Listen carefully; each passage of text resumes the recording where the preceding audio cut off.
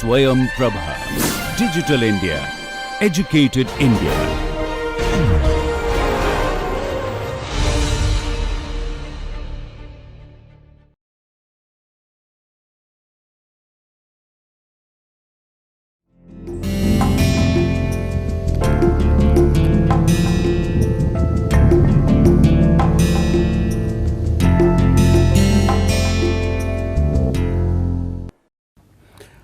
In this lecture, we are going to look at the context in which the Convention on Biological Diversity of the UN was organized, and what was the follow-up of after this Convention on Biological Diversity. This follow-up was another protocol called Cartagena Protocol on Biosafety.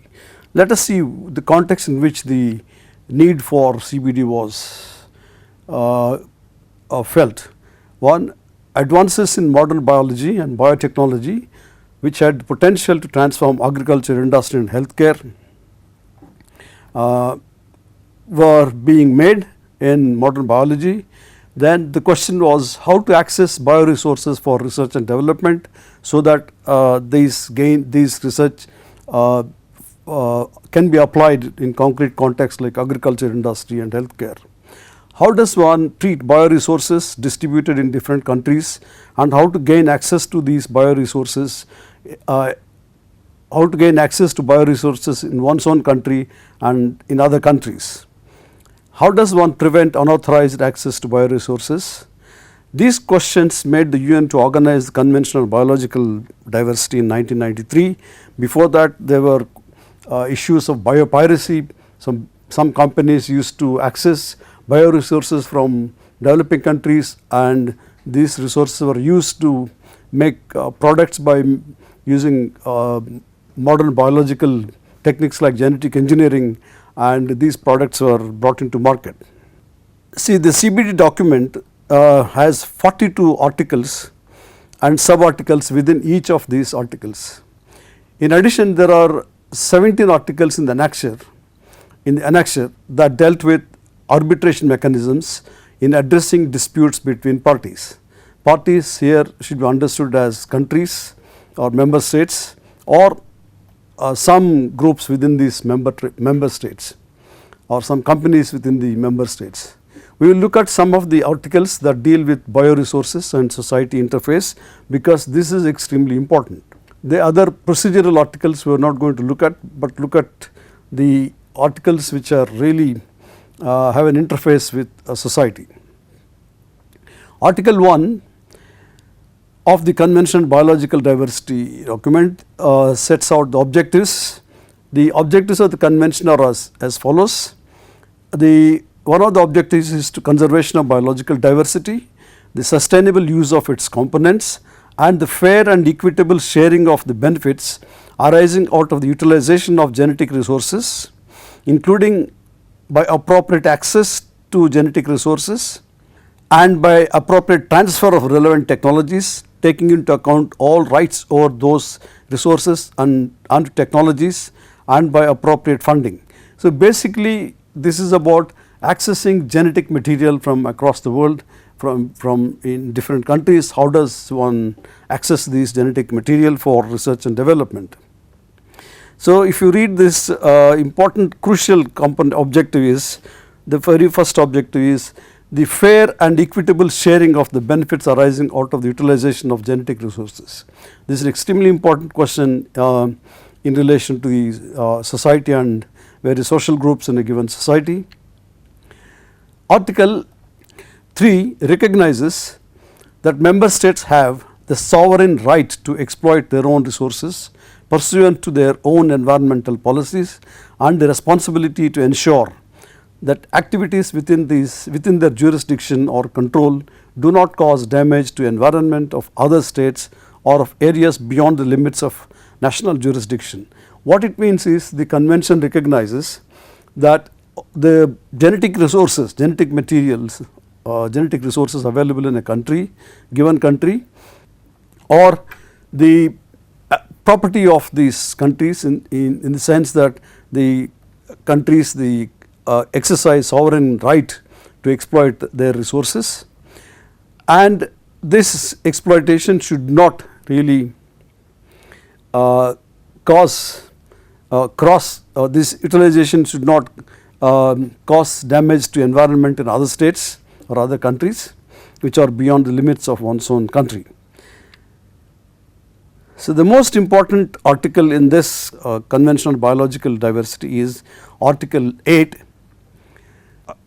The article says each contracting party shall, as far as possible and as appropriate, establish a system of protected areas or areas where special measures need to be taken to conserve biological diversity. So, it says that there may be some areas which have to be protected, where some species are endemic to that region or some species are unique to that region. They have to be protected. They have to be protected. For example, red sanders is a tree that grows in southern parts of Andhra Pradesh, hilly areas of southern parts of Andhra Pradesh, and this is endemic species that has to be protected. Be developed where necessary guidelines for the selection, establishment and management of protected areas or areas where special measures need to be taken to conserve biological diversity. C. Regulate or manage biological resources important for the conservation of biological diversity, whether within or outside protected areas, with a view to ensuring their conservation and sustainable use. What the article also says is the country should make efforts to, number one, conserve biological diversity within protected areas, but not only within protected areas but also outside, with a view to ensuring their conservation and sustainable use.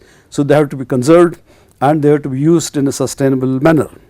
To continue in article, the provisions of the article or sub articles promote the objective. Article 8 says we should promote the protection of ecosystems, natural habitats and the maintenance of viable populations of species in natural surroundings. So, basically what it means is we should protect ecosystems. Ecosystem consists of both plant, animal life, microbial populations and of course water resources and entire kind of a system which is inhabited by life forms of all kinds. And natural habitats have to be protected. Maintenance of viable populations of species in natural surroundings, in the sense that we should not allow populations to deplete, populations to go below a certain level. So, we have to maintain viable population of species. So, that is why we are talking in terms of conserving wildlife, conserving tigers, conserving species which are endangered. The viable population has to be maintained. Promote environmentally sound and sustainable development in areas adjacent to protected areas with a view to furthering protection of these areas. Protected areas can be forests, protected areas can be endangered forests, and these have to be protected, or the protected areas may be endangered forests, sacred groves, or where species, a particular species endemic to that region.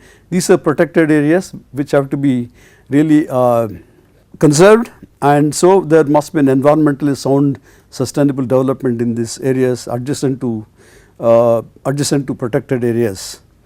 So, with a view to furthering protection of these areas, in the sense, if you do not protect adjacent areas, there is a danger of people accessing these endemic species or trying to exploit endemic species or exploit plant life in sacred groves and so on. So, rehabilitate and restore degraded ecosystems and promote the recovery of threatened species inter alia through the development and implementation of plans or other management strategies. We should also see how the species which are threatened with extinction have to be conserved, and they have to be protected and conserved. Okay. Then article G of or sub article G of article 8 says, establish or maintain means to regulate, manage or control risks associated with the use and release of living modified organisms resulting from biotechnology which are likely to have adverse environmental impacts. that could affect the conservation and sustainable use of biological diversity, taking also into account the risks to human health. Now, this is an important kind of provision in the Article 8, which says that if genetically modified organisms are released into environment, what are the impacts it will have on the environment? Sometimes it may affect the genetically modified organisms, or living modified organisms might threaten the safety of the biological diversity. It may pose threat to biodiversity and may pose risks to human health. So, this is an important kind of article. I think this is one of the basis for the later Cartagena Protocol on biosafety. This is the for example, this on this basis issues of biosafety or concerns of biosafety were expressed and were taken into account in the Cartagena Protocol.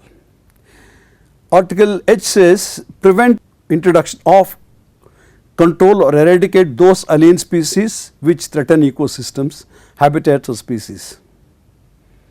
See, we should not allow some alien species which may pose threat to the existing ecosystems, or it may sort of alter the ecosystems that may affect the species that inhabit the ecosystem.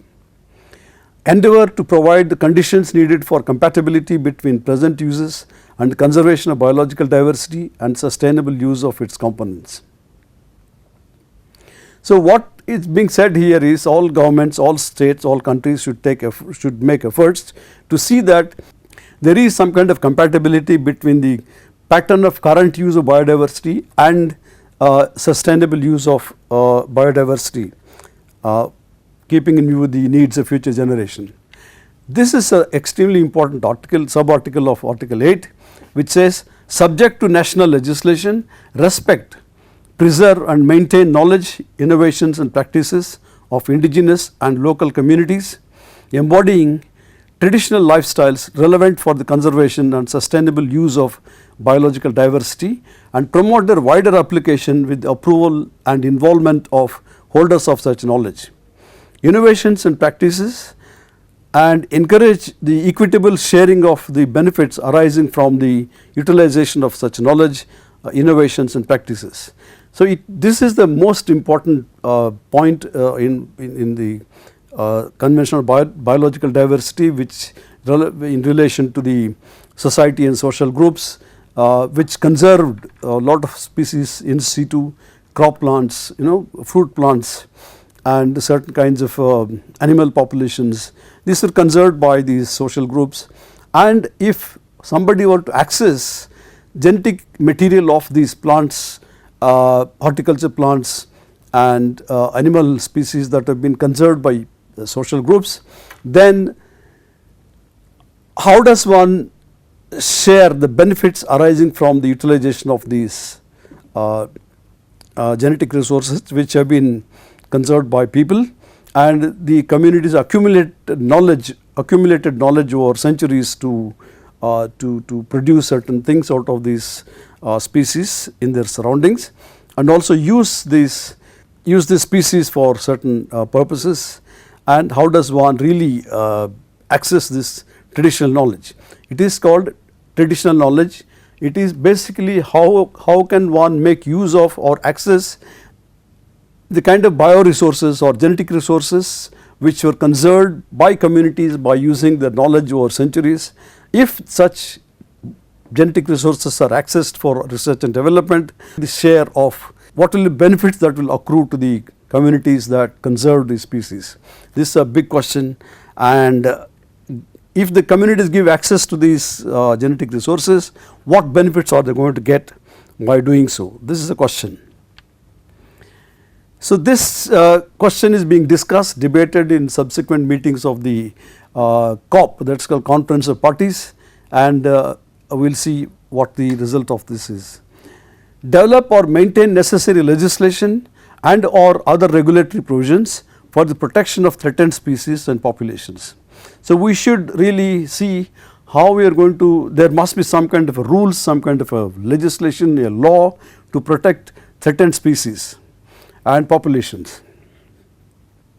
So that's why countries like India, we should also have policies which protect the threatened species, animal populations and plant populations. Where a significant adverse effect on biological diversity has been determined pursuant to Article 7, regulate or manage the relevant processes and categories of activities. So one should really, if there are adverse effects which are seen or which have potential adverse effects, they have to be regulated, managed and controlled. Then cooperate in providing financial and other support for in situ conservation outlined in subparagraphs A to I above, particularly to developing countries. So how does one, it also requires money to conserve, to protect threatened species, to protect endangered species and see that they reach a viable level of population. All this costs money, and this money, according to this article, there must be some help for developing countries in order to achieve these objectives of this article, in trying to protect endangered species, in trying to protect the protected areas, and in trying to see that the threatened species are brought up to the level of viable population levels, and there must be some help for developing countries for achieving this. Follow-up review meetings. See, there were 13 meetings of the parties.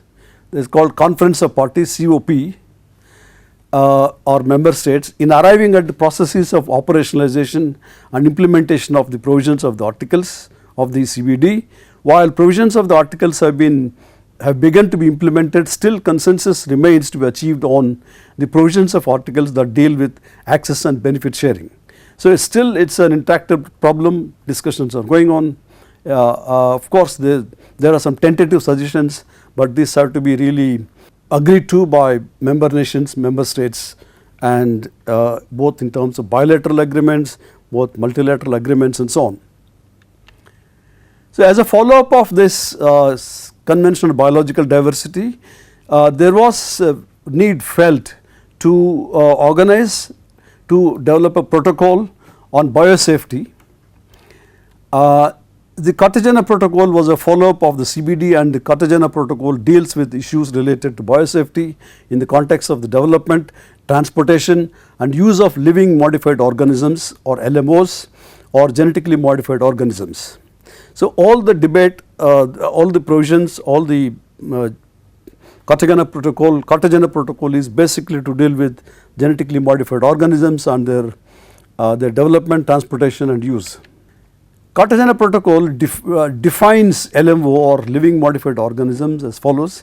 Living modified organism means any living organism that possesses a novel combination of genetic material obtained through the use of modern biotechnology.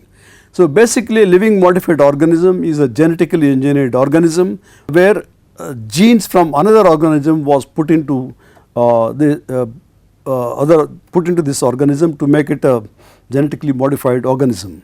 For example, BT cotton seed is an example of genetically modified seed. So living organism means any biological entity capable of transferring, replicating genetic material, including sterile organisms, viruses and viroids. So living organism can range from a big plants to viruses, bacteria and so on. So one can either genetically engineer bacteria, one can draw some genes from bacteria, and one can put the genetic material into other organisms like plants and other animals and so on. Modern biotechnology means application of in vitro nucleic acid techniques, including recombinant deoxyribonucleic acid, that is DNA, and direct injection of nucleic acid into cells and organelles of organisms. Fusion of cells beyond taxonomic family that overcome natural physiological reproductive or recombination barriers and that are not techniques used in traditional breeding and selection. Genetic engineering, that is, you transfer genes from one organism belonging to one particular taxonomic group to another organism belonging to another taxonomic group. So this is in contrast to traditional breeding practices where people try to develop hybrids by using the same by using parental lines of the same species. The Cartagena Protocol 2000 of the CBD, it is a, as I said, follow-up of the CBD. In 1995, the Conference of the Parties to the CBD decided to develop a protocol on biosafety, especially focusing on transboundary movement of any living modified organism resulting from modern biotechnology that may have adverse effect on the conservation and sustainable use of biological diversity, setting out for consideration in particular appropriate procedures for advance informed agreement. So, what it means is, in the course of transportation of genetically modified organisms, they may affect the environment of a particular region when it is being transported, and how does one address this safety issue? How does one make sure that the genetically modified organism that is being transported does not affect other organisms in the environment, in the surroundings? So, I think for this reason the Cartagena Protocol was conceived, and this the parties have been meeting over time to arrive at some solutions. The Cartagena Protocol has about 40 articles. It reaffirms the precautionary approach contained in Principle 15 of the Rio Declaration on Environment and Development. That is, precautionary approach means that one should exercise precaution when one undertakes activities that have uncertainties, that the outcome of the activities are uncertain. We do not know what is going to be the outcome. In such cases, one should exercise a precautionary principle to see whether or not to undertake that activity, the outcome of which is uncertain. Under what conditions one can undertake such activity. So, the precautionary principle is extremely important. It took notice of the rapid expansion of modern biotechnology and the growing public concern over its potential adverse effects on biological diversity, taking also into account risks to human health. So, Cartagena Protocol on biosafety has been established because of the concern of public at large, people at large in different countries, effects of for example, genetically modified organisms on biological diversity, taking also into account risks to human health. So, what are the risks for human health if one uses genetically modified plants, genetically modified food and so on, and how the genetic modification of organisms is going to affect biological diversity. See, in one of my earlier lectures I gave the example of how a gene, a foreign gene planted in one particular crop like corn can cross over to a corn crop which does not have this kind of foreign gene, and it can get established in the corn crop which never had this foreign gene. So, it is because of gene flow that occurs in nature. How does one take care of this kind of eventualities? Cartagena Protocol recognizes that modern biotechnology has great potential for human well-being if developed and used with adequate safety measures for the environment and human health, and also recognized the crucial importance to humankind of centers of origin and centers of genetic diversity. So, this article also says that how to prevent genetically modified organisms from causing any kind of a loss to biodiversity, any kind of loss to the centers of origin, where certain crops are actually originated in certain regions of the world. For example, Mexico is supposed to be the origin of wheat. Rice in our country originated in the Jaipur tract, starting in Orissa and moving over to the northern parts. And how does one protect these centers of origin? So, where the diversity is extremely important. How does one see that the genetically modified organisms do not affect this diversity and the centers of origin? So, the article 23, I am going to read only present some articles which are important from the point of view of society and point of view of human considerations. Public awareness and participation. The parties shall, parties here meaning member states in the UN, promote and facilitate public awareness, education and participation concerning the safe transfer, handling and use of living modified organisms in relation to the conservation and sustainable use of biological diversity, taking also into account risks to human health. In doing so, the parties shall cooperate as appropriate with other states in international bodies. So, next one is endeavour to ensure that public awareness and education encompass access to information on living modified organisms identified in accordance with this protocol that may be imported. So, basically it talks about the movement of genetically modified organisms across countries, across regions. So, what happens if what happens to the environment through which the genetically modified organisms pass through, and how does one protect that these living modified organisms do not affect, do not create any damage to the biodiversity of that region, and also does not cause harm to human health. Again, the Article 23 says the parties shall, in accordance with the respective laws and regulations, consult the public in the decision making process regarding living modified organisms and shall make the results of such decisions available to the public. That means the article also says all countries must have public consultations when they allow this kind of living modified organisms, allowing development of living modified organisms, the transportation and use. While respecting confidential information in accordance with Article 21, consult public in decision making process regarding living modified organisms and shall make the results of such decisions available to the public while respecting confidential information in accordance with Article 22.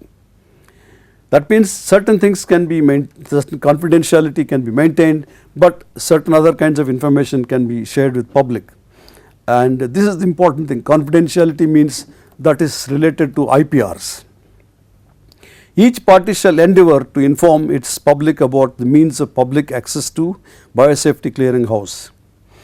So, basically what it says is that lots of awareness has to be created among people about these living modified organisms, but at the same time maintaining confidentiality of certain kinds of information like information related to IPRs. Article 26 is extremely important article in the Cartagena Protocol. This article says, one, the parties in reaching a decision on import under this protocol or under its domestic measures implementing the protocol may take into account, consistent with their international obligations, socio-economic considerations arising from the impact of living modified organisms on the conservation and sustainable use of biological diversity, especially with regard to the value of biological diversity to indigenous and local communities. Now, this article is extremely important, especially for countries in developing world which have a large repository of genetic materials, genetic diversity, and the countries should really study, understand what is the impact of living modified organisms on the conservation and sustainable use of biological diversity. So, how does one study, understand the impact of living modified organisms on conservation and sustainable use of biological diversity, especially with regard to value of biological diversity to indigenous local communities. So, what it means is, what happens if a genetically modified plant or a crop or a species is brought into a region or a particular locality where the biological diversity of the region or locality will be disturbed or will be affected by these living modified organisms, and what happens to livelihoods of people who have been depending on this biological diversity for their living, for their livelihood. So, these questions are very important, they have to be studied. In India only we recently started looking at this issue of the impact of living modified organisms on the conservation and sustainable use of biological diversity, especially in local traditional communities, indigenous communities, and we have to do a lot more research on this front to understand the implications of this living modified organisms and the release into the environment. The parties are encouraged to cooperate on research and information exchange on any socio-economic impacts of living modified organisms, especially on indigenous local communities. The concern is what happens to, for example, tribal communities in states like Jharkhand when genetically modified rice is introduced, where the Jharkhand tribal communities have been cultivating land races. Recently they have started cultivating hybrid rice. What happens to these communities when a genetically modified organisms are introduced into their locality? It could be genetically modified rice, it could be another genetically modified seed of a crop plant. What happens to the environment there? Implementation of the provisions of the Article 26 is a challenge, especially to operationalize socio-economic considerations arising from the impact of living modified organisms on the conservation and sustainable use of biological diversity, especially with regard to value of biological diversity to indigenous local communities. How does one understand what are the socio-economic considerations that will arise from the impact of living modified organisms on the local communities if the living modified organisms are introduced into these communities? Significant amount of research is going on in this issue, but we still have to do a lot more research to arrive at some conclusions. Basically it is also limitation is that right now we only have one genetically modified crop, that is BT cotton. We have not, the government of India has not approved of the release of genetically modified food crops such as BT brinjal or GM mustard. We have to actually do some studies which on the basis of our experience on BT cotton, what are the likely effects of the food crops. Of course, it's there are issues involved in this, issues regarding whether we can compare BT cotton crop, which is a non-edible crop, with crops like BT brinjal or GM mustard. So this is a question one has to do. That's why we are trying to do some. We have to do some ex ante studies. Ex ante studies means you actually perceive what's going to happen if they are introduced into our agricultural landscape. The CBD and Cartagena protocol, both the CBD and Cartagena protocols have been ratified by India. We have to grapple with the issues raised in the two conventions. As a follow up of the CBD, we have already a legislation, the National Biological Diversity Act of 2002, to address issues regarding access to biodiversity and use of components of biodiversity, which we have discussed in one of our earlier lectures. Regarding Cartagena protocol, research efforts are on to investigate the socio-economic considerations in the context of Article 26, the socio-economic considerations arising out of the impact of the LMOs. So in this lecture, we are going to look at the relations between gender and technology. So we have seen technology means a certain artifact, number one, number two, certain kind of knowledge that goes in constructing the artifact, and third is certain kind of social organizational setup where this technology gets implemented. For example, aircraft, one must have the entire social organization like airports authority to see that aircrafts fly safely and land safely.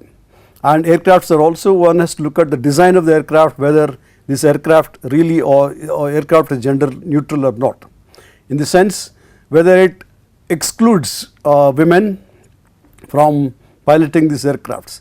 And these are the questions we are going to raise in this lecture. So let us see what do we mean by gender relations. There is always a confusion between what do we mean by gender. Gender is basically seen as exclusively dealing with women. It is not. Gender relations are different from biologically given sex. Sex is biologically given, that is, one is a male or a female, and recently we also recognize the transgender as one of the sexes. Gender relations involve both men and women. Gender relations are socially constructed. The construction varies across cultures and over time in a given culture. In other words, division of labor between men and women vary across cultures and over time in a given culture. In the sense, every society had this kind of a division of labor between men and women performed certain activities, men performed certain activities. But the question is, who decided as to what women should do, what men should do, or who decided as to what kind of activities women are permitted to do or expected to do, and what kind of activities that men are supposed to do. So this decision with respect to who decides is an extremely important question. For example, certain occupations hitherto seen as the preserve of males are performed by women now. So this is changing over time. What kind of factors contribute to these changes? We will see how the changes in the gender relations have occurred in different societies over time and why these changes occurred. See, patriarchy is a concept according to feminist theory, in most societies males decided what women and men should do. This is what we mean by patriarchal domination, patriarchal power, that is, men wield power in deciding who should do what. Men wielded power to take decisions on what kind of work women should do in different institutional spheres, economic, social, political spheres. In other words, the norms that govern relations between men and women were decided by males. This is what in nutshell we mean by patriarchy. It can be seen in almost every society in the world today, and of course it's in the world today it's been changing over time, but every society in the world had this kind of patriarchal domination. And techniques of production, instruments of production were also produced by men. In other words, all technologies hitherto produced were by males for males. It excluded women. This is the kind of observation that feminists make. So obviously women start this kind of situation, showed resistance against patriarchal domination. They wanted women to be included in more and more activities, more and more occupations. With the Industrial Revolution in the 18th century, women started working in industry, but they were given generally unskilled jobs and their wages were not equal to that of men. Similarly, in industrial bureaucracy like management and offices in the area of trade and commerce, women were given roles that did not have any decision making power. They were typists, office secretaries, housekeepers and so on. Now this is how the division of labor, which was decided upon by males, created certain kinds of occupations which are seen as occupations for women. See, for a long time in many countries in the West also, which became democratic societies, especially after the French Revolution and Industrial Revolution, the women did not have voting rights. In most of the countries, women got the right to vote only in the 20th century. In Britain, women got voting rights in 1918, Germany they got in 1918, France 1945 and USA 1920. Although French Revolution occurred in the 18th century, late 18th century, but women did not have right to vote till 1945. Although America got independence in 18th century again, women got only voting rights in 1920. So I think for example in India, women got voting rights immediately after independence, that is 1947 onwards they have been participating in elections. So I think one can see this kind of a trend in other countries as well, that where women were excluded from politics, participation in politics. They could not occupy political offices like the positions of ministers, chief ministers and so on, because simply they did not have voting right for a very long time. But situation is very different today. Germany has a chancellor who is a woman, and Britain had a woman prime minister and so on. In the context of military organizations, women were not employed for a long time. And once they began to demand for jobs in the military establishments as well, they were given jobs that were related to services like nursing, kitchen, etc., and taking care of the services that are required for the army. So later on, as a reaction to this, the feminist theory argued, many of those who are deterministic feminist theories, that all technologies are extensions of male power and the ideology is to dominate. They said, as I said earlier, all technologies hitherto developed were basically by men for men and developed by men for men, and that is what creates a situation of domination of males or domination of males in the arena of technology. However, if one takes a less deterministic stance, we find that inherent masculinity of military technologies are socially constructed. What it means here is that these so-called masculine technologies, the idea that the technology hitherto developed was by men for men, is socially constructed. It is the men who constructed technologies, which according to their ideas they constructed the technologies. They thought women would not be operating certain gadgets, certain kinds of equipment. So it is the men who are going to use this, operate this equipment. So that is how they built these technologies. It does not mean that it is forever. It is something that is that cannot be reversed. So what we are saying here is, if one takes a less deterministic view, we find that inherent masculinity of military technologies are socially constructed. They are constructed by people. We will discuss two case studies as to how technology gets constructed and how the constructions are challenged and changed. Gender and military technologies.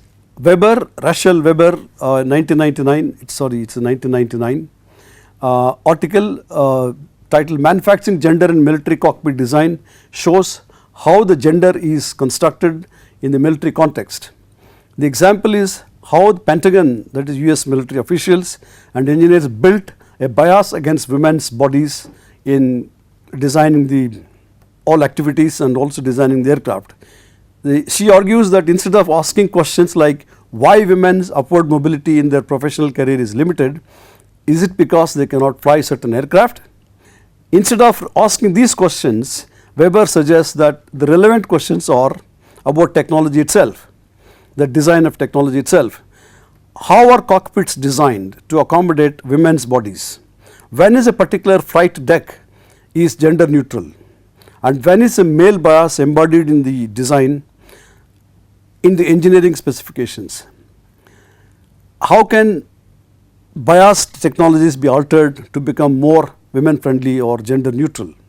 These are the relevant questions that one should raise, because we should raise questions regarding the design itself.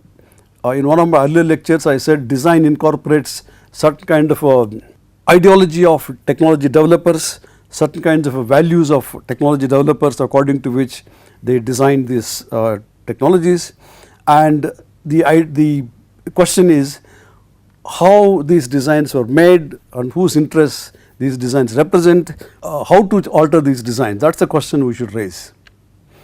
In a sense, we are unpacking the design to understand how this whole bias was built into the design process. Male anthropometry, in the sense the design bias favoring male anthropometry is not limited to military aircraft. One finds this bias in commercial aircraft as well, or automobiles and architecture as well. See, ergonomics is a discipline, or ergonomics deals with integration of user into the design process. It is also called human factors. On the basis of anthropometric measurements of dimensions and characteristics of human body, as human body occupies space, moves around and applies energy to objects as a function of age, sex and ethnic origin and other demographic variables. In the sense, ergonomics is a discipline which deals with human factors in relation to the machinery, in relation to the design process on the basis of anthropometric measurements of people. Anthropometric measurement deal with dimensions of human body and how human body moves, how it applies energy, what is the for example length of the arms or arm span and so on. So these are also seen in terms of age, sex and ethnic origin. During the World War II, ergonomics has become a distinct discipline in the context of US military. See, technological bias in the defense aircraft. Weber argues that the cockpit design of the defense aircraft was designed in such a way that only male pilots could operate the cockpit controls and women pilots could not be included because of the limitations on the basis of their anthropometry. That is, this actually this design was made on the basis of anthropometric measurements of about a sample of about I think it's 900 males. It took into account the arm span of the males, the height of males in the sample, and accordingly these design parameters were decided. In the sense, those who are shorter than a particular height, those who have arm length smaller than a certain length cannot be employed as pilots. See, military aircraft designs are designed to achieve high speeds, and in the event of a crisis the pilot could eject himself. All this required to incorporate anthropometric measurement and ergonomic principles that favored men. In the sense, military aircraft fly at a greater height than civilian aircraft, and also the pilot has to get himself ejected or ejected in the case of a crisis, in case of engine failure and so on. So keeping in view these, the aircraft has to be designed keeping in view this kind of eventualities. Again, according to Weber, decision to standardize technology is often contested, occurring within a space where social, economic and political factors vie for position. In this case, standardization involved altering technologies in order to adjust to the changed socio-political environment. In the military, cockpit technology had to be adjusted to the entry of women into armed forces under new roles within the services. Now all this happened, women also wanted to join the army, wanted to take up roles which were earlier performed by men, and because of this pressure, because of this political pressure, see, the government also has had to yield and say that yes, we are going to accommodate women as pilots, and that meant redesigning the cockpits so that women also can work as pilots, and the cockpit controls are accessible to them. Cockpit controls are made more or less gender neutral, in the sense both men and women can operate these cockpit controls. It is no longer that only men with a certain span of arm length can operate this, women of certain height also can operate these controls. That means this cockpit design has become more gender neutral, women friendly. Women can also operate it. That means it become more inclusive. It includes women also as pilots to operate the aircraft. In commercial aircraft also one can see this bias against women, though commercial aircraft are not like defense aircraft in terms of the speed and gaining height and purpose. The commercial aircraft design, women could not operate cockpit controls, and men below certain height also could not operate. It was based on the average height of men, and the cockpits were designed in commercial aircraft keeping in view certain anthropometric parameters of males.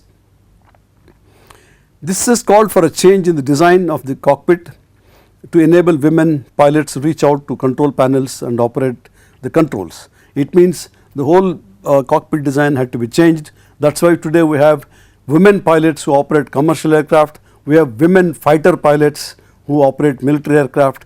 All this occurred because of changes in the design. Otherwise, it is impossible for women to be employed as pilots, because all those designs were basically meant for men. I will give one more example of social construction of technology in the context of military technology or design of aircraft. We have seen how technology gets constructed on the basis of certain values, certain ideologies, and also we could see that these constructions can be changed, altered to suit, to bring in more inclusive kind of ideology, more inclusive values which can accommodate women as well. Social construction of technology approach to technology is as follows. According to it, an artifact is not disembodied product. Its evolution has markings of the user's interests and meanings. Users interpret technology from the point of view of their interests and meanings, and they constitute relevant social groups. Initially, an artifact is seen as useful or useless from certain vantage point. The design of the artifact incorporates the interests and meanings of the users, and through a process of iteration, technology developers incorporate the ergonomic factors or human factors to make it more inclusive by looking at the variability in the human factors such as age, sex and height, etc. Once the design satisfies the groups which hitherto felt excluded, then the technology becomes acceptable, and the process of iteration involves shaping of technology by users. This also means the relevant social groups interpret technology at different points in time in different ways. If the interests of the relevant social groups are taken into account and this interpretation gets closed once the viewpoint of the users are taken into account in the design. Of bicycles, backlights and bulbs toward a theory of social technical change, he examined the evolution of the design of the bicycle. He found that initially designs did not incorporate variation in human factors, age, sex and so on, height and so on. The initial design of the bicycle had a big front wheel and a small back wheel. Such a design was unsafe for young persons, but young persons riding such a bicycle felt it was a macho to ride such a bicycle. Some of them used to fall down. Women could not use such a bicycle given their height and dressing pattern. So women as a relevant social group could not use the bicycle the way it was designed earlier. If you look at the design, it looks like this. Evolution of bicycle design. 1870, you see this design. There is a huge front wheel and there is small back wheel. The rider's seat is here, and people who started riding this bike, it was not safe. People used to fall down, and young people used to ride these bicycles and feel proud that they are able to ride this kind of a risky bicycle. They felt it is adventurous. They felt only people who are adventurous, people who are bold, people who have nerves could ride this kind of bicycle. In the sense that others could not use, women could not use this kind of a bicycle because of the arrangement of the seat, rider's seat, and also the height of the wheel and so on. Now that is how the bicycle design evolved over time, and this kind of design was interpreted by women as anti-women. It is not women friendly kind of a design, and later on people, bicycle developers looked at, understood the needs of women, understood the kind of a way in which it can be made more compatible for women to ride the bicycle. And today's design, we see it is both men and women can ride, both boys and girls can ride. Different size of cycles, different heights of cycles are available today. So what it means is that the technology development is socially shaped. The relevant social groups contribute to the evolution of an artifact or evolution of a particular gadget or a particular kind of equipment. For example, the bicycle design has undergone several changes, and ultimately we have a cycle which everybody can use. So this is from our website. Perhaps one can also, everybody can access this history of the bicycle at this site. The design was shaped by relevant social groups, and today's bicycle is used by both men and women, tall and short persons, etc. Social construction of technology implies the contribution of potential users for the improvement in design, that almost all technologies today are continuously being, designs are continuously being improved upon, so that these are accessible to all. then only one can also sell these technologies to everybody in the society. See, for example, there is a need to develop gender neutral technologies in the country everywhere, with increasing participation of women in employment in industry like assembly line, supervisory roles they perform, and transportation like some of the transportation vehicles employ women, but very few women bus drivers are there in our country. Buses, trucks, tractors, trains, personal vehicles, etc. Women in our country are employed as bus conductors or ticket giving conductors, but they are not yet they have not yet become drivers. Perhaps it is because of the design of the driver seat and design of the steering wheel, which perhaps may not encourage women to take up driving buses. Maybe there are new designs perhaps will allow women to drive also.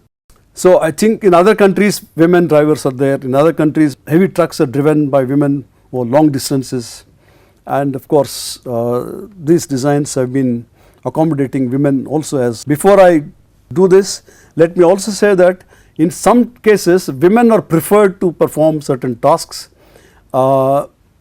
Certain branches have become feminine, certain activities have become more feminine, women are preferred to do particular jobs. I will give an example of horticulture. Today in our country we use tissue culture in propagating floral plants or flower plants. Tissue culture means that it's a biotechnology technique. It does not involve gene transfers. What we do is you select the best quality plants and also cut their meristems and try to cultivate them in petri dish, and after they reach certain height you transfer them to a plot of land for hardening, primary hardening and then secondary hardening, and then you sell it to the market. Now in the process of transferring the meristem cells into petri dish for culturing, women are employed. Women are employed because they are supposed to having nimble hands and nimble fingers where they can operate delicate things.